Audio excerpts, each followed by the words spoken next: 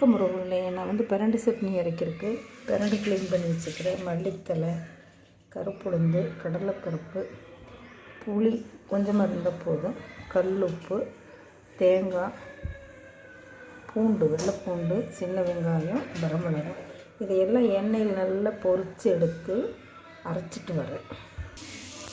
பிரண்டையும் உப்பும் புளியும் போட்டு எண்ணெய் ஊற்றி கடலை உப்பும் ஊற்றி நல்லா சோற வணக்கி எடுத்தாச்சு. இப்போ மல்லித்தலை சேர்த்துக்கலாம். ஒன்றா வறுத்துட்டு காட்டுறேன். கடலை பருப்பும் உளுந்து பருப்பும் போட்டுட்டேன். இது நல்லா சூட்லேயே வறுக்கலாம், எண்ணெய் அதிகமாக சேர்த்த வேண்டாம்.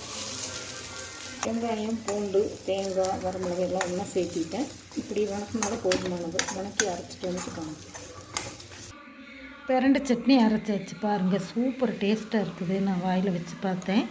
இது ராகி கூழ், ராகியும் கம்பும் சேர்ந்து கூழ் காய்ச்சி இருக்குது. இது சின்ன வெங்காயம். உங்களுக்கு பிடிச்சிருக்கும்னு நினைக்கிறேன். பிடிச்சிருந்தால் லைக் பண்ணுங்கள், ஷேர் பண்ணுங்கள், சப்ஸ்கிரைப் பண்ணுங்கள், பெல் பட்டன் அமுத்துங்க. இந்த நாள் இனிய நாளாக எல்லோருக்கும் அமையட்டும். தேங்க்யூ.